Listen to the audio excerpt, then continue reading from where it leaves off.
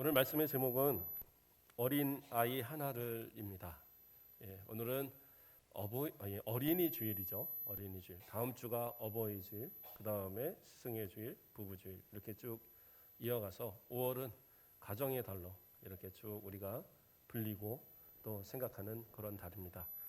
오늘 말씀을 통해서 우리의 자녀들을 우리가 어떻게 키우고 있는가, 또는 앞으로 우리 자녀들에게 어떠한 비전을 심어야 되고 어떤 모습으로 키워야 되는가에 대한 모습들을 한번 생각해보는 그러한 시간 되도록 하겠습니다. 요즘은 아이들을 많이 낳지 않죠. 저희 같이 이렇게 3명 낳는 집도 많지 않고, 또 우리 또 교회는 그래도 좀 많죠. 우리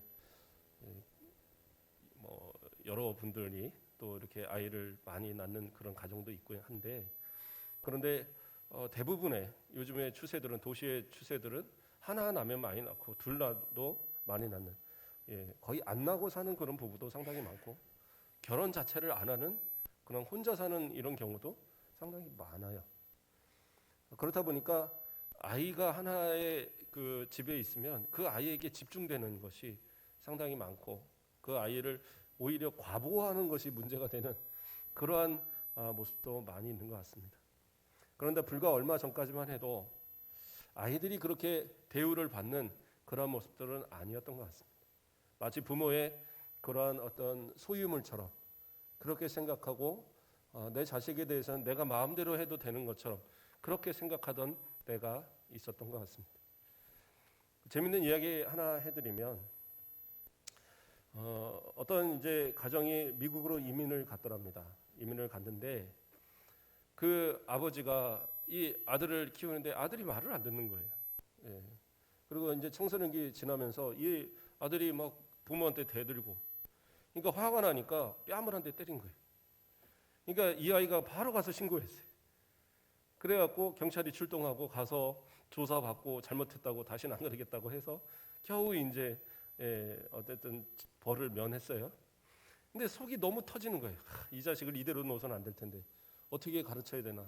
하도 이제 마음이 좀 그러니까 생각하다 못해서 우리 한국에 한번 놀러 갈까? 할머니 댁 놀러 갈까? 그러니까 이 아이가 한국 가고 싶다고, 안 가지 너무 오래돼서 어렸을 때 이 미국 가서 한 번도 안 가봐서 가고 싶다고 막 그러는 거예요. 그래, 그럼 우리 가자. 그래서 아버지하고 아들하고 둘이서 짐을 싸들고 인천공항에 들어온 거예요.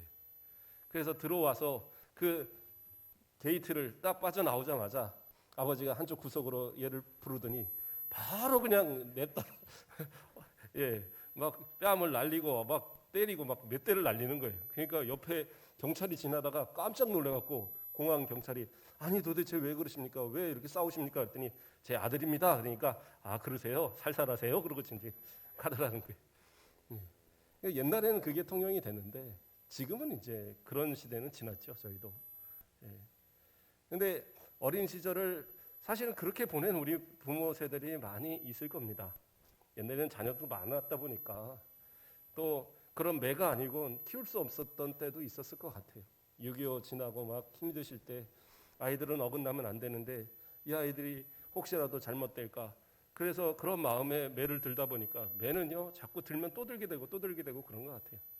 그리고 또 아이들도 뭐 그냥 당연하게 뭐 옆집도 맞고 뭐 뒷집도 맞고 다 맞는데 뭐 특별히 또 내가 맞았다고 뭐 그렇게 기분 나빠하고 뭐 그런 것도 아닐 텐데, 그런데 그러한 어떤 이 배경이 자라고 났을 때, 어른이 됐을 때에 그 나타나는 현상들이 다 있더라는 거예요.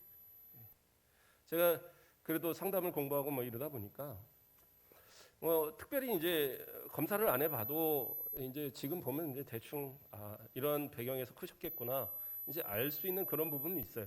뭐 점쟁이 같이 뭐 맞추고 그런 건 아니지만 어느 정도 살아온 배경들이 그 삶의 말이나 행동에 다 나타나거든요. 그래서 아버지가 이런 성격이셨나요? 혹시 어머니가 이런 성격이었었어요? 물어보면 어떻게 하셨어요? 뭐 이런 경우들이 있어요.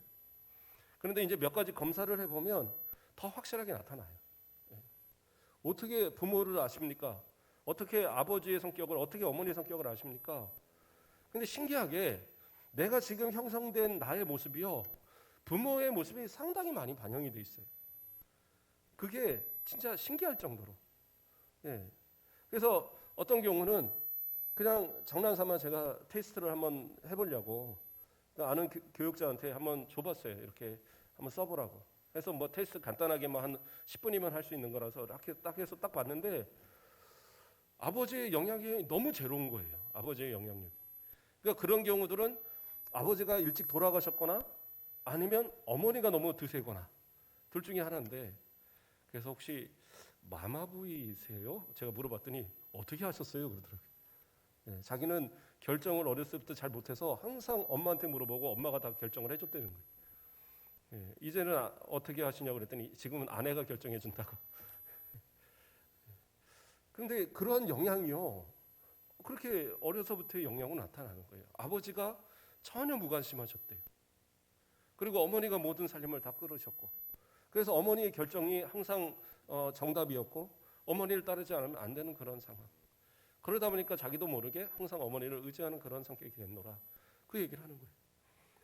예. 이거 뭐 혹시 검사하고 싶으면 저한테 오세요. 제가 검사해 드릴게요.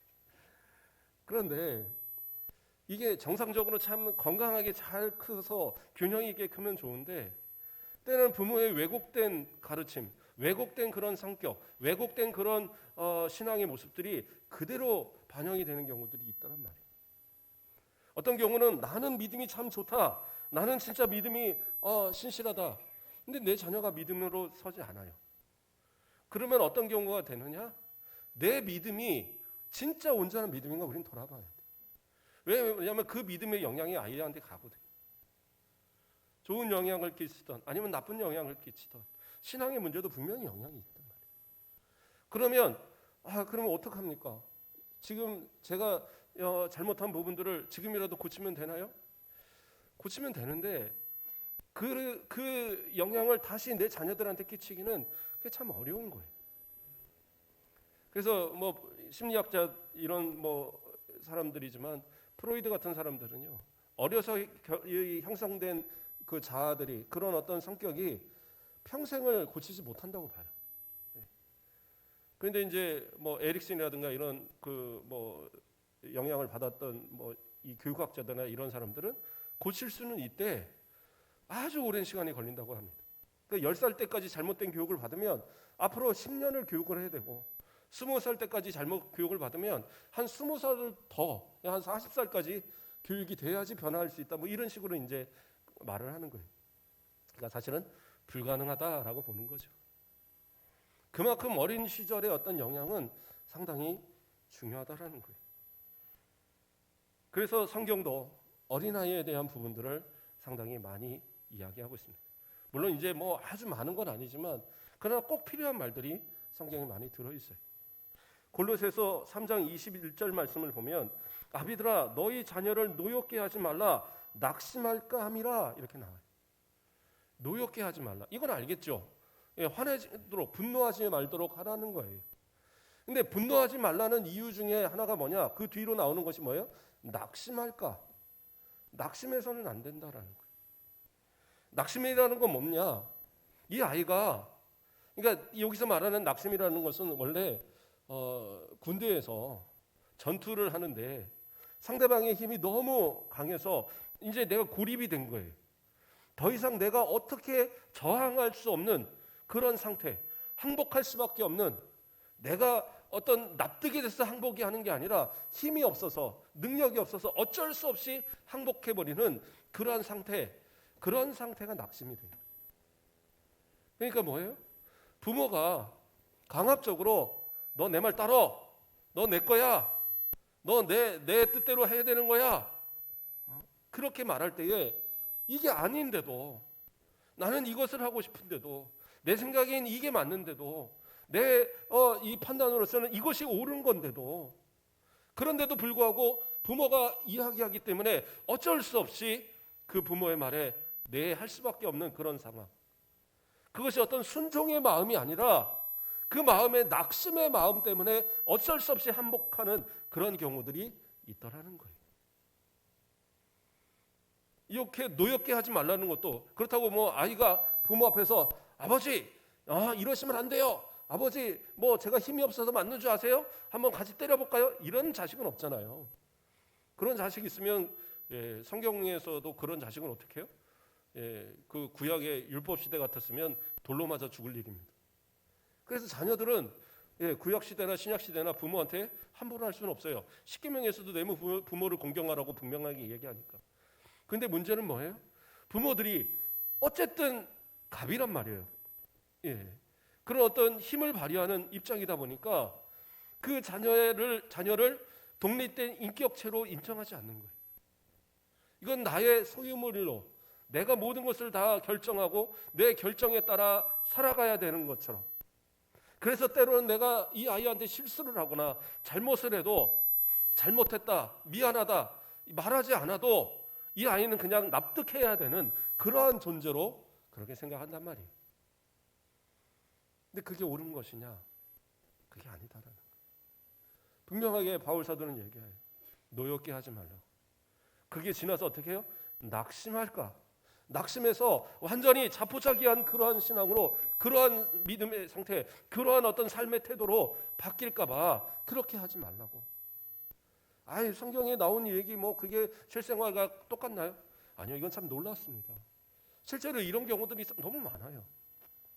어떤 경우들은요, 아이 때는 참 잘 부모 말에 순종을 했어요. 학교 다닐 때도 모범생으로 잘 자랐어요. 그리고 청년기가 되어서는 전혀 돌변하는 사람들이 있습니다. 완전히 부모하고는 원하는 뜻하고는 전혀 반대 방향으로. 그냥 뭐 직업도 오래 갖지 못하고 자꾸 바꿔버리고, 또 가정에서도 뭐라고 그러면 그때부터는 하고 대적하고, 그런 모습으로 순식간에 바뀌는 경우가. 심지어 어떤 사람은요, 결혼할 때까지도 잘 해요. 그리고 결혼 생활 잘하다가 아이도 낳고 그러다가 어느 순간 갑자기 내 자유를 찾겠다. 그래갖고 막 여행 다닌다고 집에 나가서 막 몇 달 있다가 돌아오고 막 그런 경우도 생기고. 왜 그러냐? 그렇게 낙심하고 억압되어 살던 그러한 모습이요, 어느 순간 폭발하는 거예요. 이젠 내가 자유가 있고 내가 힘이 있다고 생각할 때에 스스로 그것을 폭발시켜서 전혀 다른 모습으로 나타나는 거예요. 아, 제가 왜 저래? 정말 미쳤나 봐. 아니에요. 내가 그 아이를 어려서 어떻게 키웠는가? 우리는 생각해 볼 필요가 있어요. 그래서 건강한 그러한 인격체로, 건강한 그러한 어떤 신앙체로 잘 자랄 수 있도록 그렇게 도움받았던 그 가정의 자녀들은요, 특별하게 뭐 사춘기 없이도 잘 크는 자녀들도 있고, 오히려 사회에서 큰 영향력을 끼치는 좋은 사람들로 잘 살아가는 경우들이 많이 있는데, 때로는 어긋날 수도 있죠. 그러나 그것을 빨리 깨닫고 돌아오는 그런 모습들도 분명히 있어요. 왜? 부모에 대한 인격의 어떤 그런 서로 교제가 있었기 때문에, 부모가 나를 인격적으로 온전히 잘 대해줬기 때문에 그러한 모습들이 그 가운데 다 들어있거든요. 그렇기 때문에 어떤 것이 옳고 그름에 대한 것을 판단할 수 있는 능력이 있게 되는 거예요. 그러나 그러한 대우를, 인격적 대우를 받지 못하고 그렇게 어떻게 보면 왜곡된 그러한 모습으로 자랐다. 그런 가운데 부모는 그래도 믿음이 있어서 교회 가서 예배드리고 기도하고 찬양하고, 그런데 자녀들은 그러한 모습들을 보면서 우리 아버지, 저런 아버지가 섬기는 하나님은 나는 안 믿을래. 우리 어머니, 저런 어머니가 믿는 하나님은 나는 안 믿을래. 그래서 안 믿는 사람이 참 많아요. 우연히 만난 사람들조차 저한테 그런 얘기를 하는 사람들이 많아요. 젊은 사람들이 아이들 똑바로 가르쳐 주세요. 우리 아버지 장로예요. 우리 아버지 우리 어머니 권사예요. 그런데 나 이렇게 살아요. 심지어는 우리 아버지 목사예요. 그런데 잘 가르쳐 주세요. 이런 부탁을 여러 번 들었어요. 왜? 자신들의 신앙이 이렇게 망가지고 있다는 것을 스스로 얘기해요. 하나님 앞에 우리는 어떠한 모습으로 자녀들을 키우고 있는가? 내 그러한 어떤 아집과 고집이 혹시 그래요, 내 부모 때 나를 다 그렇게 가르쳤어, 다 그렇게 배웠어, 그래도 우리 이렇게 잘 컸잖아. 그런데 그것을 내 아이들한테 강요하고 있지는 않아요. 시대적 상황도 분명히 있어요. 시대적 상황이 달라지면 달라진 만큼 우리도 다른 교육의 모습도 분명히 있어야 돼요. 그래서 그 아이들이 정말 스스로 하나님 앞에서 또 세상 가운데서 올바른 인격체, 올바른 신앙의 모습으로 자랄 수 있도록 그 역할을 감당하는 것이 우리의 모습인 거예요. 왜 그래요? 우리가 하나님을 아버지라고 부르듯이 그들도 하나님을 아버지라고 불러요.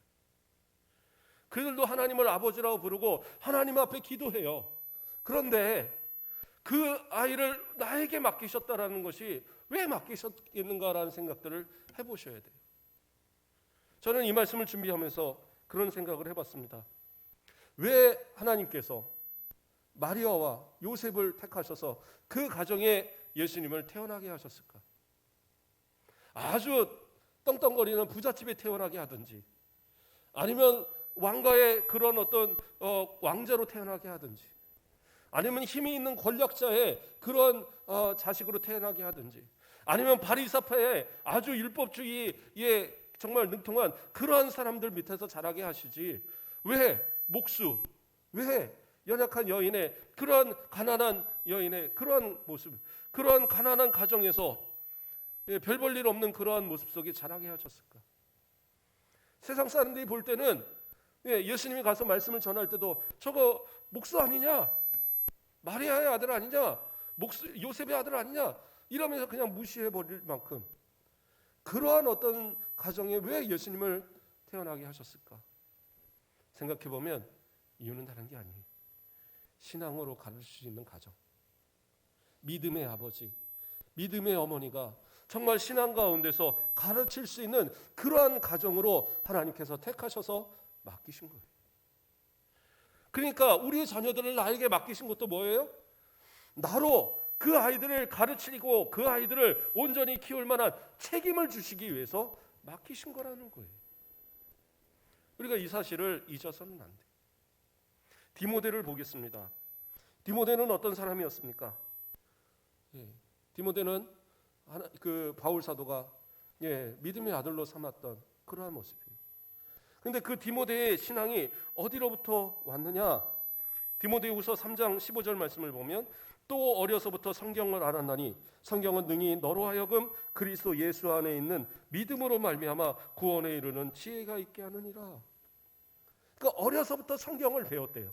그래서 그 배웠던 성경의 말씀이 예수 안에 있는 믿음으로 말미암아 구원에 이르는 지혜를 주셨다라는 거예요. 그러니까 뭐예요? 어려서 배운 성경 말씀이 지금의 디모데를 만드는 그러한 기초가 됐다라고 바울은 평가하고 있는 거예요. 그러면 그 바울이 말하는 이 지혜, 이 성경 말씀, 이건 누구로부터 배웠습니까? 그 어머니 유니게, 그 할머니 로이스를 통해서 배웠다라고 나와요. 디모데후서 1장 5절에 이는 내 속에 거짓이 없는 믿음이 있음을 생각함이라. 이 믿음은 먼저 내 외조모 로이스와 내 어머니 유니게 속에 있더니 내 속에도 있는 줄을 확신하노라. 뭐예요? 디모데에게 있는 이 믿음, 디모데에게 있는 이 신실함, 디모데에게 있는 이 근면, 이 모든 것이 누구로부터 시작됐어요? 어머니, 그리고 그 외할머니의 그 신앙을 통해서 그것이 이렇게 옮겨져 왔단 말이에요. 그것이 그렇게 심어졌단 말이에요. 그러니까 이 부모의 역할이 얼마나 중요한 건지를 성경도 이야기하고 있는 거예요. 그래서 바울은 또 이야기할 때 뭐라고 그래요? 에베소서 6장 4절을 보면 또 아비들아 너희 자녀를 노엽게 하지 말고 오직 주의 교훈과 훈계로 양육하라. 그러니까 아이를 노엽게 하지 말아요. 그리고 낙심하게 하지 않기 위해서는 어떻게 해야 돼요? 주의 교훈과 훈계, 다시 말해서 하나님의 말씀으로 그에게 가르치라는 거예요. 아이한테 학원을 보내고 먹을 것을 다 주고 입을 것 다 해주고, 야 내가 너한테 해줄 만큼 다 해줬는데 도대체 못 해준 게 뭐야? 너는 왜 그렇게 살아? 신앙을 가르쳤는지를 돌아보시라고. 하나님의 말씀을 가르쳤는지를 돌아보시라고요. 세상의 지식 그냥 그때만 지나면 끝인 거예요. 학교에서 배우는 거 솔직한 얘기로 살아가면서 내가 적용할 수 있는 게 몇 가지나 되세요. 수학 어려운 거 다 배워도 실제로 삶에서 쓰는 거는 더하기, 빼기, 곱하기, 나누기 그 이상 없어요. 그렇지 않으신가요? 그 이상 하시는 분들은 직업이 그런 직업이신 거고. 그렇지 않겠어요? 뭐 학교에서 열심히 배웠던 무슨 역사, 그래요. TV에 나오면 아 그래 저 왕이 저 왕이구나. 무슨 사극 같은 거 보면 이해는 좀 될지 모르겠어요. 그러나 그거 못 본다고 그래서 그거 모른다고 그래서 드라마 보는데 무슨 지장이 있거나 그러나요? 아무도 그런 것도 없어요. 세계사를 모른다고 그래서 우리가 저 아프리카에 비가 좀 내려야 되는데 이거 고민해요? 고민하지 않아요. 전혀 우리의 삶에 그닥 영향이 없어요. 몰라도 되는 것들이 대부분이에요. 그런데 대학을 보내야 되고 뭐 등수를 나눠야 되니까 어쩔 수 없이 가르치고 어쩔 수 없이 시험을 통해서 나누는 거지. 그런데 어떻게 해요? 하나님의 말씀은 그 평생을 책임지는 거예요.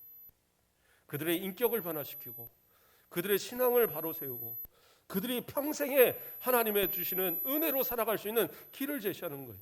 내가 더 이상 책임질 수 없는 그 다음까지도 하나님의 말씀은 그들을 이끌어가는 그러한 지도가 되는 거예요. 그럼에도 불구하고 우리는 어떻게 생각해요? 하나님의 말씀은 나중에도 배워도 되는 것처럼, 지금이 아니라 그냥 나중에 저 대학쯤 가고 그 뒤에 배우도 되는 것처럼 그렇게 자꾸 생각을 한단 말이에요. 그러나 나중이라는 것은 없어요. 왜요? 그때는 너무 늦어요. 그때 가서 배우리라? 그때 가서 어떤가 채우리라? 그걸 누가 해줄 겁니까? 목사님이 해주셔야죠. 우리 성도들이 이렇게 많은데 내가 누구 하나를 붙들고 그렇게 가르치고 누구 하나를 붙들고 그렇게 뭐 말씀을 막 주입을 시키겠어요? 안 된단 말이에요. 그래서 부모가 있고 그래서 자녀를 그 부모들한테 하나님이 맡겨주신 거예요. 저는 할머니라서 방금 얘기했잖아요. 할머니 로이스가 그 디모데가 자랄 때 그 디모데를 놓고 옛날에 뭐 호랑이 담배 핀 시절 이거 아니고 성경에 그 뭐 다니엘이 어쩌고 성경에 뭐 삼손이 어쩌고 성경에 누가 어쩌고 그거 들려준 거예요. 그거 듣다 보니까 그래 내가 믿음대로 그렇게 살아가야 되겠구나. 다니엘처럼 살아가야 되겠구나. 다윗처럼 살아야 되겠구나. 그러한 믿음의 마음이 그 가운데 심어졌단 말이에요. 그러니까 지금도 우리 할머니 된 분들도 늦지 않아요. 그리고 자녀들한테 자꾸 제가 항상 얘기하죠. 세뱃돈 같은 걸 줄 때 신앙생활 잘해라. 항상 점검하시고. 그러면서 아이들을 통해서 내가 우리 할머니가 기대하는 만큼의 신앙, 우리 아버지 어머니가 기대하는 만큼의 신앙의 모습을 가져야지, 이런 모습을 가져야 되는데 앞서서 얘기한 것처럼 아버지는 맨날 교회에서는 거룩한 척하면서 가정에서는 폭력적이고 자녀를 인격적으로 대하지 않고 비인격적으로 대하고 어머니는 그 자녀를 등한시하고 그냥 교회 가서 하루 종일 살고, 그게 올바른 모습 아니에요. 자녀에게 있어서 내가 해야 될 그러한 책임들, 무엇보다도 신앙의 책임들을 철저하게 지키셔야 돼요. 저는 솔직히 저희 부모님에 대해서 천상 감사하고 어머니나 아버지한테 너무나도 감사합니다. 근데 어린 시절 저는 공부 같은 거 이렇게 할 때 어머니 아버지한테 물어본 적이 별로 없는 것 같아요. 초등학교 한 2, 3학년 넘어간 뒤로부터는 좀 물어본 적이 없어요. 왜냐하면 잘 모르시니까 물어봐서. 그래서 우리 아버지 어머니는 잘 모르니까 안 물어봐요. 학식적으로, 세상 학식적으로는 좀 많이 갖지 못하셔서 근데 제가 부끄럽거나 그런 건 아닌데 아버지가 모른다고 어머니가 모른다는 생각을 하니까 물어보질 않게 되더라고요. 근데 지금 와서 보니까요, 저도 박사학위도 있고 그러지만 우리 딸 시험 문제 보면 못 풀겠어요. 이게 꼭 옛날에 알았다고 배웠다고 아는 건 아니구나. 그러니까 딸이 몇 번 물어보다 안 되겠으니까 엄마한테 가더라고요. 그런데 어쨌든 그렇게 저도 부모에게 물어보지 못했었는데 저희 아버지가 어느 정도냐면 저희 여동생이 어느 날 이제 초등학교 교과서에 그러니까 뭐라고 표현하나요? 자연이라고 하나요? 그때는 그런 거 있잖아요. 거기서 나오는 문제가 이제 진화론에 대한 문제가 나온 거예요. 뭐 다음에 뭐가 있고 뭐 다음에 뭐가 있고 이렇게 하는데 아빠 이거 잘 이해가 안 가는데? 그랬더니 저희 아버님이 뭐라고 그러셨냐? 세상은 하나님이 창조하셨다. 이렇게 써라 그런 거예요. 그러니까 애가 막 발발 방방 뛰는 거예요. 그렇게 쓰면 빵점 맞아. 막 그래도 아니야, 하나님이 세상 지으셨어. 그러니까 그렇게 써. 그렇게 틀리고 오는 건 내가 뭐라고 안 할게. 아버지 그러시더라고요. 제가 그때 솔직한 얘기로 되게 답답한 마음이. 우리 아버지는 왜 저럴까? 그런데 지금 와서 보면 그래요. 지식적으로는 아무것도 가르쳐 주신 게 없는데 세상적으로 아주 뭐 뛰어난 어떤 지식을 또 채울 만큼 뭐 좋은 학원을 보내주거나 뭐 그런 것이 없었는데 그래도 이렇게 목사님이 되도록 믿음 안에서 설 수 있도록 만들어 주셨던 것이 그 고집스러웠던 그 신앙이 아닌가. 주일학교 교사하면서 그런 어떤 하나님의 말씀을 아이들을 가르치는 것을 연습을 하세요. 언제 연습하냐? 집에서 연습하시는 거예요. 저를 붙들어 놓고 아들아 한번 들어보라 이러면서 뭐 연습하시고. 그런데 그렇게 들었던 그 말씀들이 지금도 기억이 나요. 주일날 오후에는 저희 아버지가 그 오후 예배는 이제 저희 아버지가 이렇게 이끌고 하셨는데 부장 집사님이셔서 그래서 보면 성경 퀴즈를 내시는 거예요. 그래서 연필 한 자루씩 주는 거예요. 맞추면. 그러면 다 이렇게 손 들고 맞추는데 막 틀려요. 근데 저는 거의 100점으로 맞아요. 왜 맞느냐? 집에서 이미 다 예습을 했으니까. 아버지가 문제 낼 걸 다 내보는 거예요. 저한테 매일 내보고 또 내보고. 그래서 뭐 사자굴에 들어간 사람은 뭐 다니엘, 왼손잡이 사사는 에훗, 뭐 하여튼 달달달달 외웠던 그 많은 것들이 되게 지금 생각해 보면 그러한 것들이 제게 주신 유산이더라고요. 그러니까 아버지가 돌아가셨어도 그냥 새록새록 생각나는 것들이 그때의 그 신앙의 말들, 신앙의 그 결단들 이런 것들이 제게 지금도 영향으로 남아있는 것 같아요. 물론 뭐 많은 거 못 해준 게 더 많으신 분이시죠. 뭐 크게 뭐 돈을 버신 적도 없고 크게 무슨 많은 뭐 유산을 남겨주고 이런 것도 전혀 없으시고 전혀 뭐 그냥 그러고 사셨던 분인데 그 하나 남겨주신 것은 신앙, 믿음 이것을 남겨주신 것을 저는 그래서 아버지를 참 존경하고 감사하고 가장 존경하는 사람 누구냐 물어봐도 항상 저희 아버지요라고 저는 대답을 그렇게 해왔던 것 같아요. 우리 성도들도 마찬가지일 것 같습니다. 제가 뭐 가정 얘기를 해서 죄송한데 정말 내 자녀에게 다른 건 몰라도 내가 많은 것을 가르쳐주거나 많은 것을 남겨주거나 많은 것을 그들을 위해서 할 수는 없을지 몰라도 적어도 아버지의 신앙, 어머니의 신앙은 내가 닮았다라고 그래서 내가 믿음을 지켜가노라고 그래서 내가 하나님 앞에 구하고 내가 하나님을 의지하고 내가 하나님과 더불어 살아갈 수 있도록 주의 그 교훈과 그 율례로 나를 가르쳐 주신 그 아버지의 그 어머니의 그 신앙이 나는 감사하고 존경한다라고 고백할 수 있는 그러한 모습들이 우리 가운데 있어야 되지 않을까. 신명기 6장 6절에서 7절 말씀을 보면 오늘 내가 내게 명하는 이 말씀을 너는 마음에 새기고 내 자녀에게 부지런히 가르치며 집에 앉았을 때든지 길에 갈 때든지 누워 있을 때든지 일어날 때든지 이 말씀을 강론할 것이며. 그래요. 다른 사람들한테도 이렇게 뭐 길거리에서 말하고 하는데 가장 먼저는 누구예요? 이 마음에 새긴 이 말씀, 이 새긴 이 신앙의 이 어떤 각오, 이 말씀들을 어떻게 해요? 내 자녀에게 부지런히 가르치며 모세를 통해서 하나님이 말씀하시는 거죠. 모세가 그 받은 말씀을 따라서 이 얘기하는 거예요. 너희 자녀들에게 부지런히 가르치라고, 강론하라고. 뭐예요? 아주 뭐 너 국어 시험지 갖고 와봐. 너 이거 왜 틀렸어? 이러지 말라는 거예요. 하나님의 말씀에서 너 하나님 말씀 이거 읽었니? 너 하나님의 말씀 이거 알고 있니? 너 예수님이 누구신지 알고 있니? 하나님이 누구신지 알고 있니? 그러면서 자꾸 점검하고 가르치라는 거예요. 부지런히 가르치라는 거예요. 그래서 이 아이가 믿음대로 못 크는 것 같으면 진짜 이 아이를 놓고 눈물을 흘릴 수 있는 그런 모습이 있어야죠.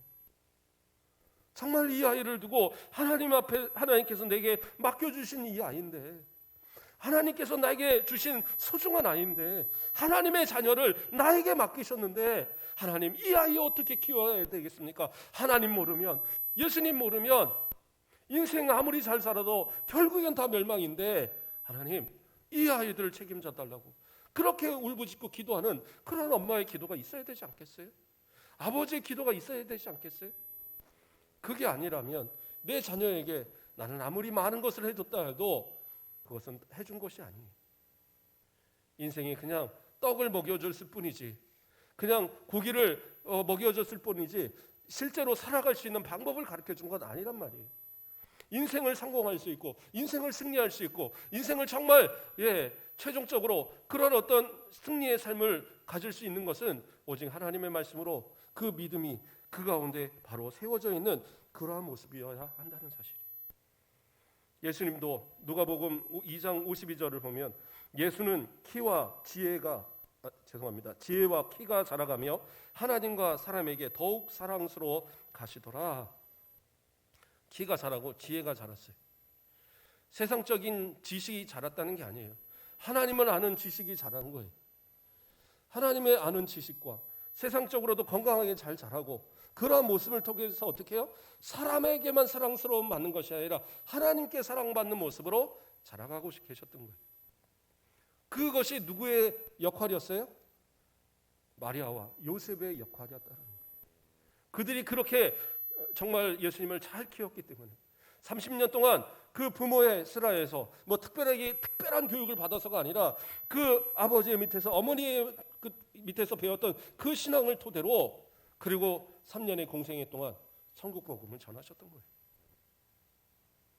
물론 그 말씀에 대한 능력은 하나님의 능력을 가지셨다라고 우리가 이해할 수도 있지만 그러나 그가 자라시면서 분명히 키와 지혜가 자랐다라고 나오잖아요. 예수님도 그 모든 과정을 다 겪으셨잖아요. 그렇기 때문에 그 모든 부모의 영향 아래서 크신 거예요. 그러므로 부탁을 드립니다. 오늘 말씀에 처음 읽었던 요절에 뭐라고 나와요?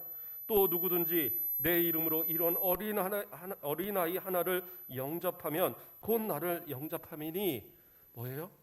아이들을 예수님을 영접하듯이 내가 그렇게 주의 이름으로 가르치고 주의 이름으로 이들을 잘 키워보라는 거예요. 그러면 그것은 누구를 대접하는 거예요? 곧 예수님을 대접하는 거예요. 그런데 뒤에 말씀이 뭐예요? 누구든지 나를 믿는 이 작은 자 중 하나를 실족하게 하면 차라리 연자맷돌이 그 목에 달려서 깊은 바다에 빠뜨려지는 것이 낫다. 아주 무서운 얘기죠.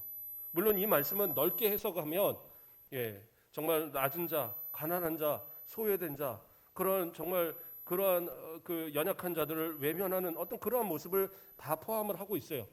그러나 이 말씀은 앞에서부터 쭉 나올 때 그 제자들이 누가 큽니까? 우리가 누가 큽니까? 그렇죠? 18장 1절 말씀을 보면 그때에 제자들이 예수께 나와 이르되 천국에서 누가 크니까? 그랬을 때 예수님께서 한 어린아이를 불러놓고 그리고 진실로 너희에게 이르노니 너희가 돌이켜 어린아이들과 같이 되지 아니하면 이러면서 시작된 이야기가 여기까지 가고 있는 거거든요. 그러니까 여기서 말하는 소자 작은 자는 어린아이를 포함하고 있는 거예요. 근데 그 어린아이 하나를 어떻게 해요? 실족시키면 그러면 연자맷돌 메고 차라리 물속에 빠지는 게 낫다라는 거예요.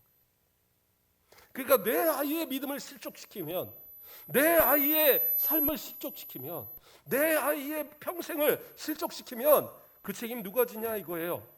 부모가 지긴다라는 거예요. 얘가 학교에 가서 잘못 배워서 얘가 친구를 잘못 사귀어서 얘는 착한데 어떤 환경이 잘못돼서 아니요.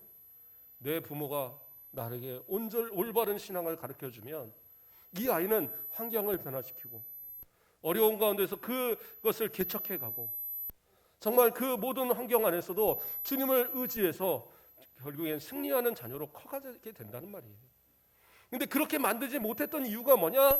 우리가 그 아이들에게 어떠한 모습으로 섰느냐? 혹시 실족하는 그런 모습을 만들지는 않았느냐? 밖에 나가서 그래요. 전도를 안 해야 된다는 얘기는 아니에요.